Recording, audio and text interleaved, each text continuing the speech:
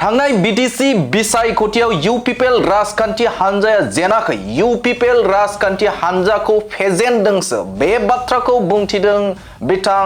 Lawrence इस्लारि बिथाङा ओंखायनो बुंदों प्रमद बर'आ जेनाखै बेखौ फेजेननायसो जादों जेनहोदोंसो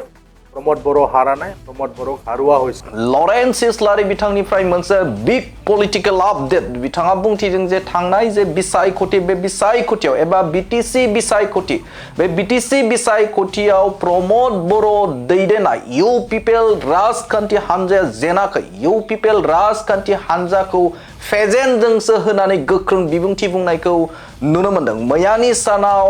गिबि खोन्दोनि इउपिपिएल राजखान्थि हानजानि जानो गोनां बिधान सभानि बे समाव मुं फारियाव एबा सायख'जानानै 3 नं क'क्राझाराव सायख'जानानै बिथां लरेन्स इस्लारि बिथाङा गिबि खेबनि थाखाय बाथ्रा बुङो। बिथाङा फोरमायथियो जों बे समाव इउपिपिएल राजखान्थि हानजाया ओरैबायदि मोनसे राजखान्थि हानजा जेराव बीटीसी जौगाथायनि थाखाय फारफ्रोमबो रायजोफोरखौ जौगाखांहोनो थाखाय बे समाव नैजिथ'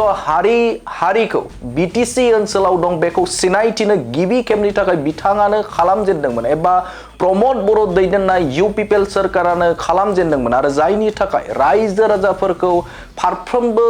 बिथिंजों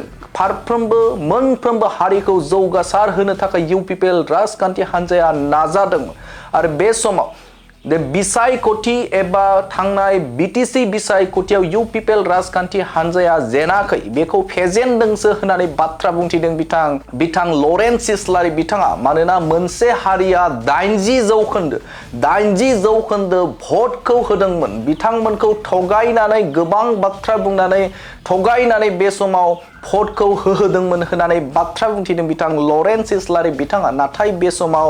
बैफोर बायदि हारिफोरा आथिखालाव बुजिबाय जे प्रमद बर' दैदेननाय सोरखारानो मोजांमोन बिथांमोनानो फारफ्रोमबो बिथिंखौ रायजो राजाफोरखौ लानानै खामानि मावदोंमोन होननानै बाथ्रा फोरमायथिदों बिथां लरेन्स इस्लारि बिथाङा गिबि खेबनि थाखाय खुगा बेखेवदों बिथां लरेन्स इस्लारि बिथाङा आरो क'क्राझार बिधान सभायाव रायजो राजाफोरनि जौगाथायनि थाखाय खामानि मावनाया सोलिदों एबा खामानि मावदोंमोन होननानै बाथ्रा बुंथिदों आरो फैबाय थानाय समाव रायजो राजाफ्रा मदद होगोन होननानै बाथ्रा बुंथिदों बिथां लरेन्स इस्लारि बिथाङा। मानोना थांनाय 5 बोसोराव रायजो राजाफोरनि गोबां जेंनाफोरखौ सुस्रांनो थाखाय आं नाजादों। मोनफ्रोमबो बोसोरावनो बेवहाय आसाम माला मोननायनि गेजेरजों RIDFनि लामानि गेजेरजों मुख्यमन्त्री पक्की पथ निर्माण मुख्यमन्त्री पक्की पथ मेरामति मुख्यमन्त्री पक्की पथ बहलीकरण बेबायदि माने स्किमफोरनि गेजेरजों हान्था मेलानि थाखाय बेवहाय लामा बायदिसिना बानायनाय जादों गोबां दालांफोर बानायनाय जाहैबाय जोंनि दिनाव क'क्राझार इउनिभारसिटि बेवहाय जोङो लुफुंनो थाखाय हाबाय बे इउनिभारसिटिखौ आबुं खालामनो थाखाय आं एसेम्ब्लियाव गासै 16 एमेन्डमेन्टबो आं खालामदोंमोन जाहाथे बेयाव इउनिभारसिटिया आसामनि गुबुन इउनिभारसिटिया जेरै सोलिदों बिनिख्रुइ एसे आलादा जोंनि लकेल हा जाहाथे बेवहाय मोनथाय थायो बिनि थाखाय माखासे सोदांनायबो होदोंमोन जायनि थाखाय क'क्राझारनि गोरों गोरा रायजो राजाफ्रा आंखौ बे समाव साबायखर बावदोंमोन जे क'क्राझार इउनिभारसिटिया लकेल मानसिफोरनि मोनथाय लकेल मानसिफोरनि सुजुग सुबिदा बेवहाय थानायनि थाखाय आरो बेबायदिनो गोबां स्किमफोर बेवहाय मावनाय जाबाय प्रत्येक बोसोरावनो मडेल अंगनबादि सेन्टार जों बानायदों सायख' जों खालामदों जेराव फरायसाफोर दङ बेफोरबायदि जायगाफ्राव मडेल अंगनबादि सेन्टार खालामनानै होनाय जाबाय आसाम दर्शननि गेजेरजों गोबां जायगायावनो मन्दिर थानसालि बायदिसिना गिर्जा बायदिसिना लुनायनि थाखाय जोङो मदद होनो हादों चिफ मिनिस्टार रिलिफ फान्डनि गेजेरजों बेमारि मानसिफोरखौ मदद खालामनाय जादों फरायसाफोरखौ मदद खालामनाय जादों आसामनिफ्राय मोनबोनाय गासिबो स्किमफोरखौनो आङो जेरावबो माने समानै जोङो रानदों साहा खोला जेरावबो समानै रानदों दिनै 7 कौटिनि जोङो स्कुलफोर जों दिनै गायसननो हादों बिसमुरियाव थानाय बासबारि हाई स्कुलाव जाहारबारि हाई स्कुलाव गौरां हाई स्कुलाव सालाकाटि हाई स्कुलाव बेबायदि लुफुंजाबाय पाटगाव हायार सेकेन्डारि स्कुलाव 2 तालानि बिल्डिं सोलिगासिनो दङ बेबायदि गोबां स्कुलफ्राव गोदान बिल्डिं लुनानै जोंनि स्कुलफोरखौ मोजां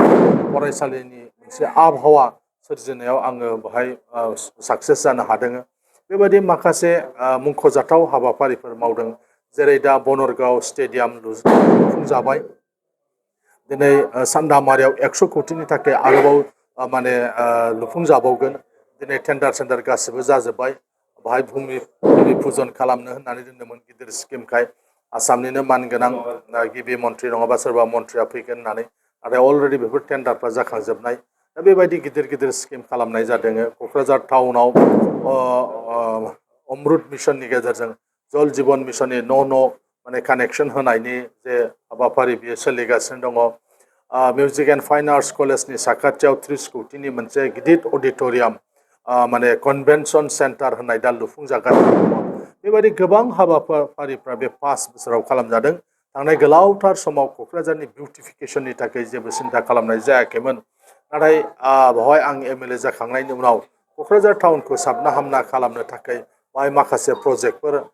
लानाय जादों आरो बेफोरखौ दायो मावबाय थानाय जादों बेनिखायनो आं मिजिंथिदों फैबायगौ जे बिसायख'थि बे बिसायख'थियाव क'क्राझार समस्तिनि गासै रायजो राजाफ्रा आंनो भट होगोन बर'जों लोगोसे गुबुन गुबुन हारि माहारि मानोना गुबुन हारिनि गेजेरावबो लामा बानायनाय जादों दालां बानायनाय जादों गुबुन गुबुन सुबिदाफोरखौ बिथांमोननोबो होनाय जादों जोंनि समस्तियाव जायफोर दङ बेनिखायनो आङो फोथायो जे आङो एबारनि जे बिसायख'थि बे बिसायख'थियावबो रायजो राजानि आशीर्बाद मोननानै देरहासार जानो हागोन थांनाय 5 बोसोरावबो बावहाय जोंनि एमसिएलएफोर गैखायामोन जेब्ला आं बिसायख'थि गेलेयो देबोरगावआव हाग्रामा महिलारि बिथाङानो दंखायोमोन सालाखाथियाव देरहासार बसुमतारियानो दंखायोमोन बावखुंग्रियाव दनेश्वर गयारियानो दंखायोमोन बनरगाव राजिब ब्रह्म बिथाङानो दंखायोमन अपोजिशननि सारिगिदिं अपोजिशननि एमसिएलएफ्रानो बै समावबो दंखायोमोन बे हिसाबै एबारबो जदिव बेवहाय जोंनि इउपिपिएल पार्टिया एमसिएलए देरहानो हायाखैब्लाबो आगोलनि आरो दानि बे थासारिया एखे होननानै आं सानो आगोलबो सोरगिदिं माने इउपिपिएलनि एमसिएलए गैखायामोन गासिबो बिपिएफनिनो जोबखामोन एबारबो बिपिएफनि बेनिखायनो आङो बेवहाय माने जेबो माने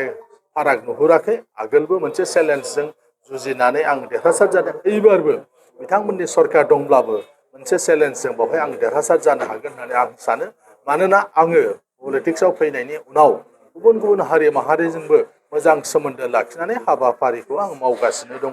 बेनिखायनो आङो फोथायनाय दङ गुबुन हारिफ्राबो आंखौ अनसायो होननानै आरो आं बिनिफ्राय गुबुन हारिनिबो भट मोनगोन दिनै नोंथांमोना नुदों बिटिआर एकर्डनि सासे सागानगिरि जानानै बिटिआर एकर्ड इमप्लिमेन्टेसन खालामनो थाखाय जोङो गोबां रोखोमनि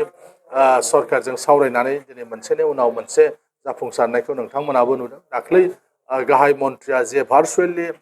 जे बेखेवहरदों बेवहायबो बासबारियाव रेलवे वागन जि वर्कशप बेखौ बेखेवदों बेबो बिटिआर एकर्डनिनो मोनसे दफामोन दा बेबायदि फारि फारि जादों बेनिखायनो बर' रायजो राजाफ्रा जोंनि सायाव फोथायनाय दङ आरो गुबुन हारिफ्राबो जिहेथु जोङो गोजोन आरो खौसेथिनि थाखाय खामानि मावदों 26टा जे हारि माहारि दङ जोंनि इउपिपिएलनि सरकार थानाय समावसो काउन्सिलाव मानसिफ्रा मिथिनो मोन्दों जे बेवहाय 26टा जाथिफोर दङ आरो बे 26टा जाथिफोरनि थाखायनो जिहेतु प्रमद बर'आ खामानि मावदों माखासे हाबाफारि लादों बेनिखायनो बिथांमोना गोजोननाय दङ नंगौ 5 बोसोराव बियो जथेस्थ' नङा नाथाय मावजेनदोंमोन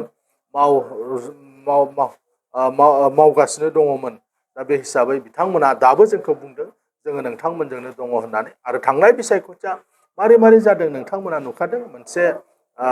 माहारिया बिथांमोननो 80% भट होनायनि थाखाय आरो गुबुन गुबुन माखासे फेक्टरफोरनि थाखाय जों जेननो गोनां जादों ओंखायनो बुंदों प्रमद बर'आ जेनाखै बेखौ फेजेननायसो जादों जेनहोदोंसो प्रमद बर' हारानाय प्रमद बर' हारुवा हयसे होननानै गोबां आसामनि गुबुन गुबुन दल संगठन बुद्धिजिबिफ्रा बुंदों बेबायदि मोनसे थासारिनि थाखाय थांनाय बाराव जों जेनदों एबार रायजोफ्रा नुबाय जे बेबायदि जाया एबार आलादा रोखोम जागोन जोंखौ खावलायदों जों नोंथांमोनजों दं होननानै बेनिखायनो जोंहा फोथायनाय दं बे बिटिआर ओनसोलनि जेसेबां 15टा समस्ति दं बेवहाय जोङो गोबां सिटआवनो जोङो देरहासार जानो हागोन